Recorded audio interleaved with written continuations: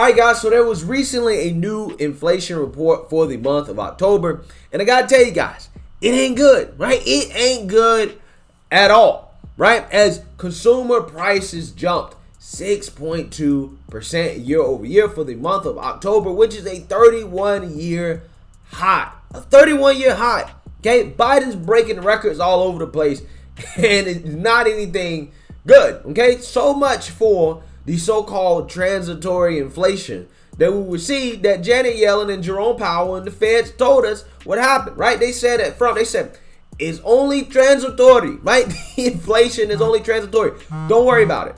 Don't worry about it, they said, okay? And at the time, guys, when this first happened, you can check the record on this. I've been talking about inflation more than anybody, right? When this first started happening, I was like, bro, I don't know about this. I don't know if inflation is simply going to be transitory, right? And that's for various reasons, because we've had unprecedented monetary policy from the Feds, right, in order to hold up big business and Wall Street during a pandemic, while at the same time having unprecedented fiscal policy, right, from the government, in which we've spent trillions and trillions of dollars. We poured trillions of dollars into the economy. We paid people not to work, right, which has resulted in, businesses laying people off during the pandemic, right? Well, at the same time, people having money to spend because the government's printing money. So when things start to open up all of a sudden, we see that businesses quite simply can't hire people fast enough to meet the new demand. And also we have this phenomenon of people not really actually wanting to get back into the labor force, right? So there's a whole lot of different things going on here. But one thing I continue to say is that I just don't know if this thing is going to be transitory, considering the unprecedented amount of money we have put into this economy. Now, over time, we've seen that the big brains on the left has evolved the narrative, right? Like I told you guys, initially it was just transitory, right? Now it's been probably 6, 7, 8 months in a row of records amount of inflation, right? Now all of a sudden they're saying, inflation's actually good. Right? Inflation is actually good, okay? And the subject of our video today, Miss Stephanie Ruhle, actually goes out there and makes an argument that the dirty little secret of inflation that nobody's talking about is that we can afford it, right? That's right. She's saying that the everyday average middle class working American can afford this record-breaking price increases that we're seeing. Take a look. And Stephanie joins me now live. Steph, it's great to see you. As you say, inflation's over 6%, numbers we haven't seen in more than 30 years. So how much higher can these prices go, and when do you see them coming down? Well, listen, Willie, nobody knows exactly when they're going down, but you have to put all this in perspective. This inflation is not in isolation, and the government predicted it was going to be a challenging recovery, all tied to COVID. So it's why you see things like that expanded child tax credit. You've got the families of over 60 million kids on average getting $430 a month. For people on fixed incomes, older people on Social Security, they're getting those fixed payments adjusted next year up 5.9% for inflation. And the dirty little secret here, Willie, while nobody likes to pay more, on average, we have the money to do so. Household savings hit a record high over the pandemic. We didn't really have anywhere to go out and spend. And as we said a moment ago, we're expecting retail sales this holiday season to break records. For those who own their homes, the value of our homes are up.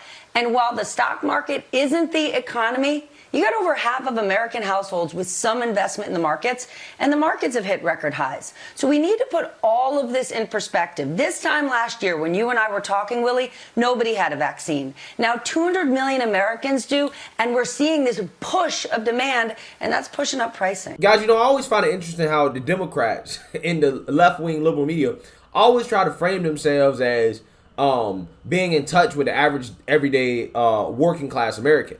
Right? And they frame the right and the Republican Party as, well, they're not in touch with the everyday working class American because they're the party of the rich, right? Because they want to cut taxes, because they don't want to spoon feed people from the government from cradle to grave. Therefore, they're against working class people. They don't understand working class problems, right? But then you have mainstream liberal elitists like Stephanie Ruhle come out here and make statements like this, that inflation, the dirty secret is that we can afford it. right? And my initial reaction to this is that, hey, Steph, you should probably speak for yourself, right? You're probably a millionaire, okay? I couldn't find any real reliable sources in regards to her net worth. Some say she's worth $5 million. Regardless, I do know that she's probably paid pretty handsomely for what she does. She probably is worth millions of dollars, right? And for her, you know, milk going up 7 to 8% is not a big deal, right? Compared to somebody making $30, $40, $50,000 a year with the family trying to get by. So for her and from her perspective, it's not a big deal if your grocery bill go up a little bit, you know, paying, you know, extra $20, $30, $40 here. No big deal if you're doing that at the gas pump. Don't matter, right? Because she's a millionaire and she can absorb all those costs. But again, she's not really in touch with the reality of what's going on in everyday working class America. And to show you guys the contrast, I actually want you guys to watch a local news clip about what working class Americans are dealing with when it comes to this global supply chain crisis and inflation. Take a look. This is the food pantry at the Salvation Army in South Los Angeles. And as you can see, the shelves are practically empty. It's a Monday, and you see we have barely anything here for the people in this community. And that's because so many people are coming to this food pantry because they are really feeling the effects of rising prices of virtually everything due to inflation. But luckily, over the weekend, close to 2,000 people were able to receive one of these, a huge turkey for Thanksgiving, thanks to the Salvation Army.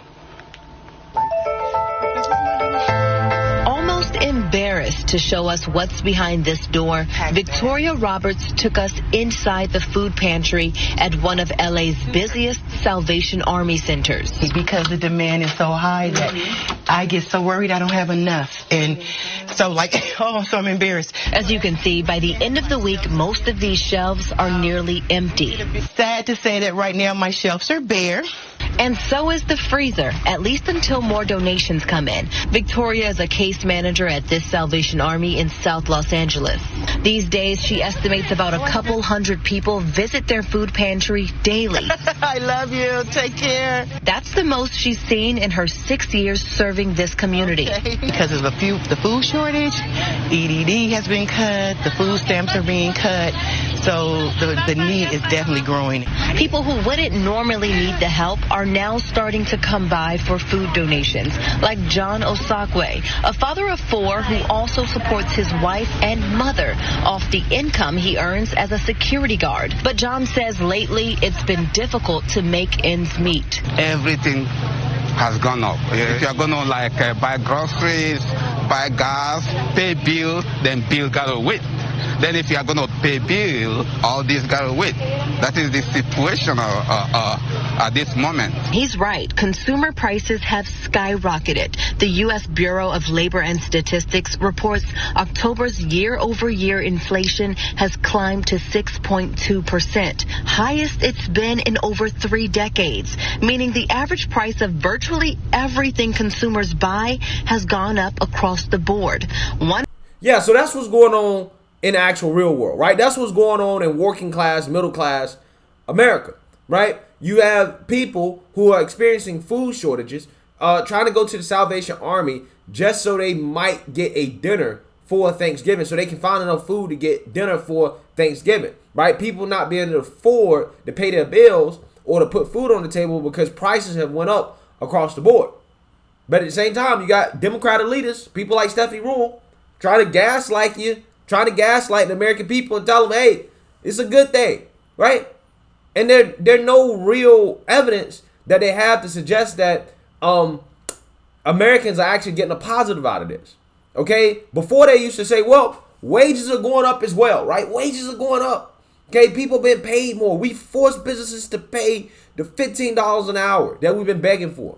However, inflation has outpaced whatever wage gains we may have gotten, right? Because there are some companies that are forced to pay more to attract workers because people don't want to work anymore. So they're forced to increase wages. But because they're forced to increase wages, which is a component of the product, they also have to increase the price of the product, right? Which is inflation, right? So inflation has wiped out a lot of the gains that have been made in terms of wage growth. So you haven't got anything out of that. Stephanie Ruhle wants to talk about, oh, well, housing prices are rising and the stock market is doing good. That's all unrealized gains. What are you supposed to do? Sell your stocks, your retirement funds, sell your house in order to put food on the table? Is that what she's advocating for? Because that's not the way investing is supposed to work, right? That's not the way it's supposed to work. So while we're going through this inflation crisis, the Democrats are actively trying to gaslight people that are struggling to put food on the table into thinking that it's a good thing, right? They're actively trying to gaslight people to thinking that, oh, well, you know, gas prices being so high, it's not that big of a deal because at least we can address climate change now, right? This is all the more reason why we need the Green New Deal, right? This is the type of stuff they're saying while the American people are struggling. But yet they want you to think that they're the party of the working class and that they're looking out for your best interest when it's quite clear that they're not. They're not. They're only looking out for their interests and what they want in the Democrat agenda. That's it. That's it. And it will come at your expense. They don't care.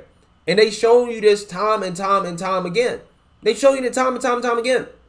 But, hey, somebody like Stephanie Ruhle's world, you know, inflation is not a big deal because she can afford it. But for the average everyday working class American, you know, they can't. And I really wish that the media would stop trying to spin this narrative to pretend like inflation is good when it's really not. Because ultimately, it is actually really hurting real people. But let me know what you guys think. Make sure you like, comment, and subscribe. Most importantly, share a Black conservative perspective. Peace.